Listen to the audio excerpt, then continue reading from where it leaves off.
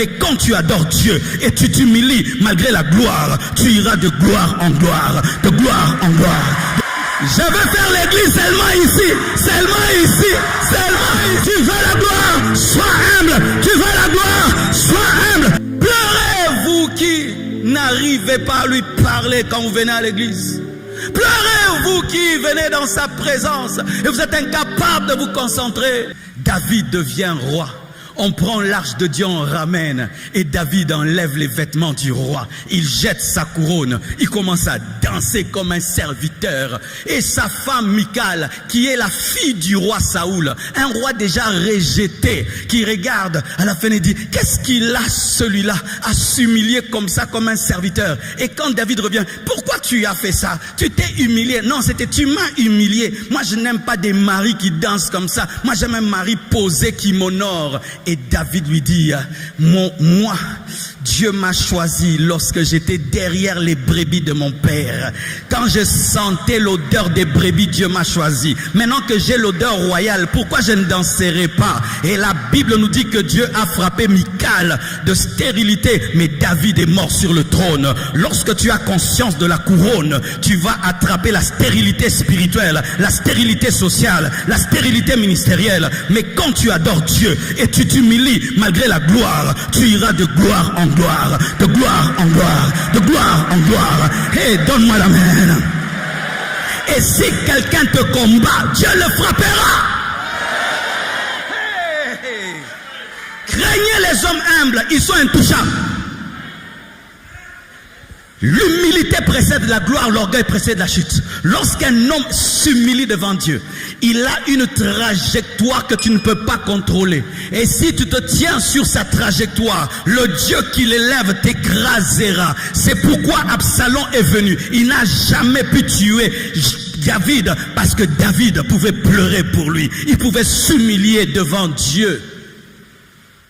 Lorsque tu vis dans l'humilité, ton élévation est intouchable. Deviens seulement orgueilleux. Il va t'arriver ce qui est arrivé à Lucifer, la précipitation. Quiconque s'enfle, quiconque a conscience de sa couronne est toujours précipité. Vous savez pourquoi est-ce que Lucifer a été précipité? Il était conscient de son trône, il était conscient de sa couronne, c'est-à-dire il était conscient de son intelligence, de sa sagesse. Et il a dit, je ne veux plus donner la gloire à Dieu, la gloire me revient. C'est alors que Dieu l'a précipité. Lorsque tu cesses d'adorer Dieu, tu cesses à regarder Dieu, tu vas commencer à t'adorer, tu vas commencer à te regarder. Ah, je suis riche, hein? Ah, je suis intelligent, ah, je suis connu, hein? Ah, je suis une autorité, ah, moi je suis terrible, hein? Plus tu te regardes, tu cesses de regarder celui qui doit t'humilier. Donnez-moi la main. Donnez-moi la main. Vous savez, la semaine passée, j'ai posé la question à mes gardes. J'ai dit, pourquoi dimanche au deuxième culte, quand j'arrive ici et je dis Alléluia, les gens crient, ils ont la vie, Alléluia, Alléluia. Mais quand j'arrive là-bas, c'est un peu modéré. Ils m'ont répondu, non pasteur, c'est pas les démons. Là-bas, il y a trop de responsables.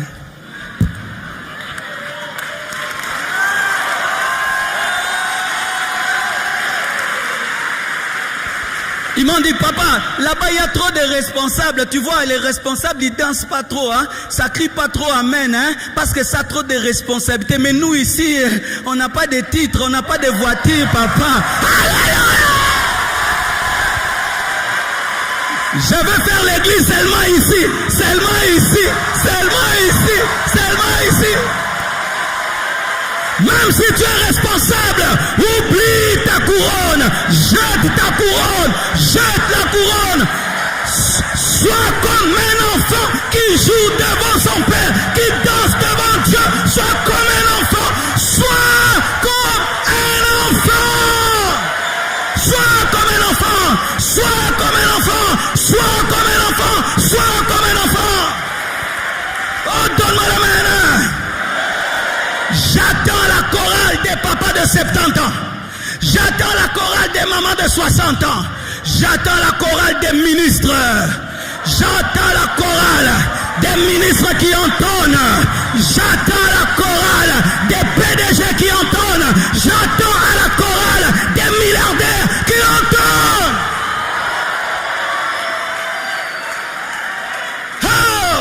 ils ont des trônes, mais ils savent que le trône de l'autre est plus grand. Même quand je suis grand, je sais que Dieu est plus grand. Et je suis grand par lui qui est grand. Si je cesse de m'humilier, je cesse d'être grand. Dis, je ne suis rien. Dis, je ne suis rien. Et tu n'es rien. Et tu n'es rien. Un ami à moi, je peux avoir un bon piano. Un ami à moi va au Nigeria, dans l'église d'Oyedepo. Oyedepo, c'est le pasteur le plus riche du monde. C'est un multimilliardaire. Il a des jets. Il a construit donc une cité. Et le jour qu'il va là-bas, il trouve Oyedepo déjà qui n'est pas grand de taille, en train de danser. Il descend, il fait comme ça. Il dit, papa, tu as un jet. Papa, tu es multimilliardaire. Papa, tu as construit l'université. Papa, tu es le pasteur le plus connu du monde. Depuis, il est toujours en haut. Il est toujours en haut. Il est toujours en haut. Il est toujours en haut. L'orgueil précède la chute. L'humilité précède la gloire. L'humilité précède la gloire. Tu veux la gloire? Sois humble. Tu veux la gloire? Sois humble. Tu veux la gloire? Sois humble. Tu veux la gloire? Sois humble.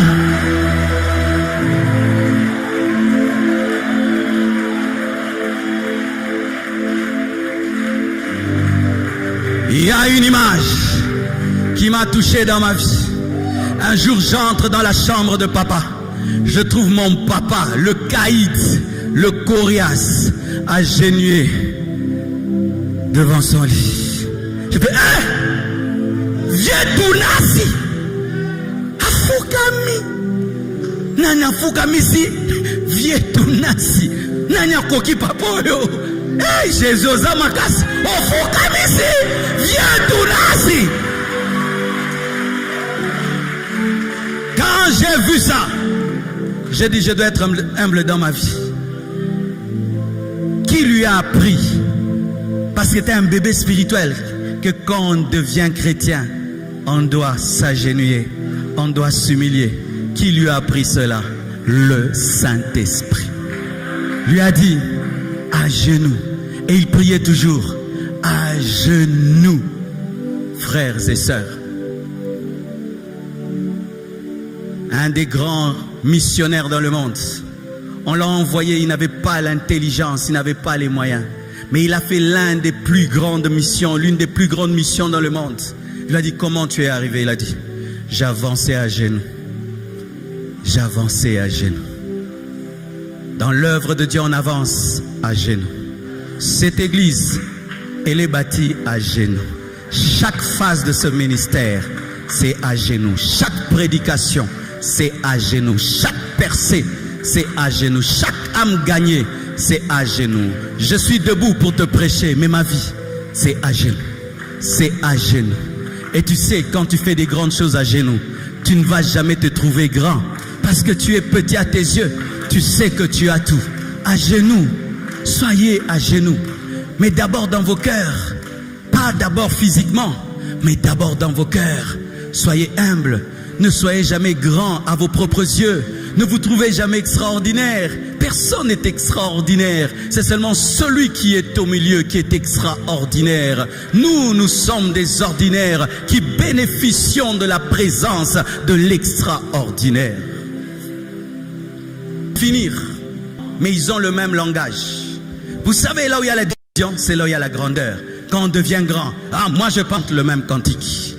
Tous chantent le même cantique. Tous ont la même doctrine. Église Compassion, nous sommes maintenant à 50 extensions, je crois, d'ici là. 20 000 membres dans le monde entier. D'ici là, on va atteindre 100 extensions, 100 000 membres. Il y aura des ministres ici. Il y aura des présidents ici. Oh, je vous dis la vérité. Des grands professeurs d'université. Pour ceux qui étaient au début de cette église, c'était l'église des enfants. Moi, on m'appelait le pasteur des enfants. La moyenne d'âge à la Compassion, c'était 12 ans, 13 ans. Mon père me disait, mais qu'est-ce que tu fais? Mais aujourd'hui, c'est devenu une église des papas, des mamans, des couples. Mais d'ici là, vous deviendrez encore plus grands. Mais quand nous allons devenir plus grands, nous devons rester unis parce que Dieu nous donne sa gloire pour être un. Sa gloire pour être un. Je vous supplie que la gloire qui arrive ne nous divise pas. Demain, je t'envoie. Tu ouvres une église. Tu as 10 000 membres. Tu es toujours soumis à ton Père. Dieu te donne toute une nation. Tu es soumis à ton Père. C'est pourquoi j'aimerais dire, la gloire qui divise n'est pas de Dieu. La gloire de Dieu donne l'unité. La gloire de Dieu donne l'unité. L'unité de langage. Compassion, gardons la même doctrine. Compassion, gardez la même vision. Si même des fois je prêche des choses qui te bouleversent, va t'agenouiller, prie pour que Dieu t'explique. Ne me casse pas derrière le dos. Va prier. Va prier. Parce que là où il y a la gloire, il y a l'orgueil. Là où il y a la gloire, il y a la suffisance. Tout le monde est leader. Mais malgré que ce sont 24 leaders, tous sont dans l'humilité. Tous sont unis. Je termine en vous disant ce que j'ai dit. Quand Dieu te bénit, ce n'est pas ça la bénédiction. C'est un test. Toute bénédiction est un test qui prépare la vraie bénédiction. Et si Dieu te donne un petit trône, tu t'enfles, il va te ravir ce trône-là. C'est pourquoi, bien-aimé, chaque fois que tu as une couronne, jette-la rapidement pour avoir une autre. Chaque fois que tu es humble, il ajoute la taille, il ajoute la taille, il ajoute la taille. N'est-ce pas qu'il est écrit que celui qui est fidèle en peu de choses, Dieu lui confie des plus grandes choses.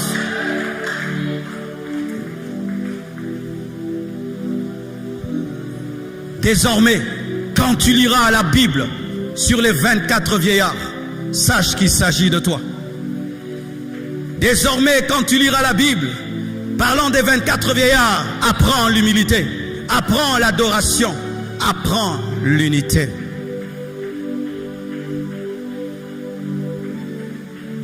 Mais ce qui est vrai, dans l'éternité, les saints de l'Ancien Testament et les saints du Nouveau Testament seront retrouvés dans la nouvelle Jérusalem céleste. Car il est écrit que les 12 portes symbolisent les 12 patriarches et les 12 fondations symbolisent les 12 apôtres.